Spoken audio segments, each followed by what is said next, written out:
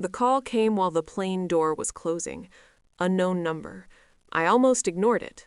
The cabin lights dimmed. My kids buckled in, tired, trusting. I answered anyway.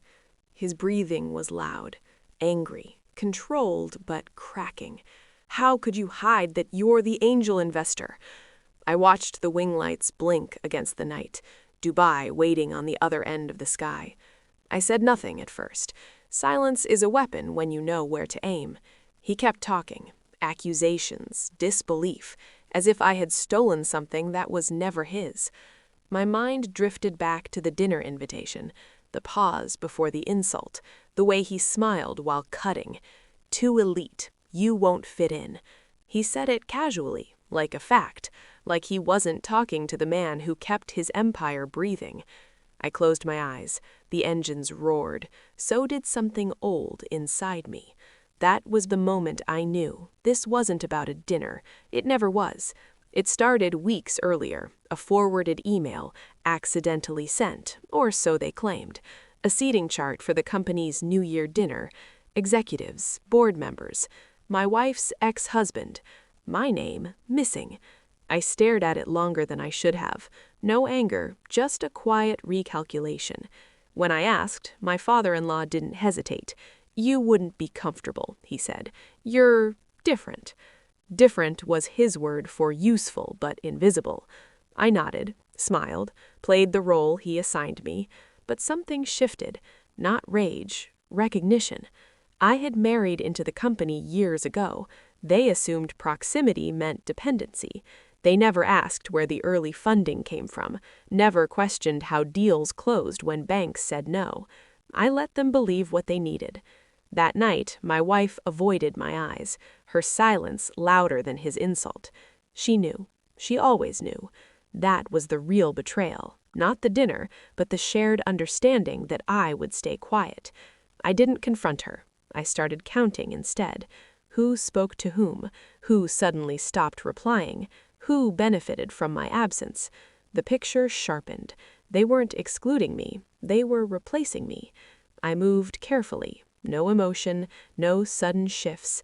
I requested reports I was curious about, reviewed contracts I had once skimmed. Patterns emerged. My capital seeded 3 subsidiaries, all routed through a private holding, my holding. They had forgotten that detail. I watched my wife more closely. The pauses before she answered, the way she defended her father too quickly. At night, while she slept, I reread old agreements. Angel investors don't just bring money, they bring exits. I called Dubai first, booked the trip for the kids, no explanation. Then I posted photos, the skyline, the desert, quiet proof of mobility. The likes came fast, so did the panic. Emails turned polite, calls turned urgent. I still said nothing. Inside, the storm was precise, not loud, mathematical. I initiated the sale. My stake, my silence. Both had value. I sold only after the dinner ended. Timing matters. They toasted success while the floor beneath them dissolved. No confrontation, just execution. The confirmation arrived the next morning. Funds transferred, control shifted. I forwarded one document to my wife. No message, just the signature page. She stared at it for a long time. You planned this, she finally said. I nodded. Her voice broke. Mine didn't. They never saw you, she whispered. I know. That was the truth. Simple, clean. She cried. I watched. Not with cruelty, with distance. Her father called an hour later, furious, unmasked. You let us believe. I let you assume, I said. Difference matters. Silence followed, then desperation. Your family. I almost laughed. Family doesn't invite your replacement to celebrate your erasure. I ended the call.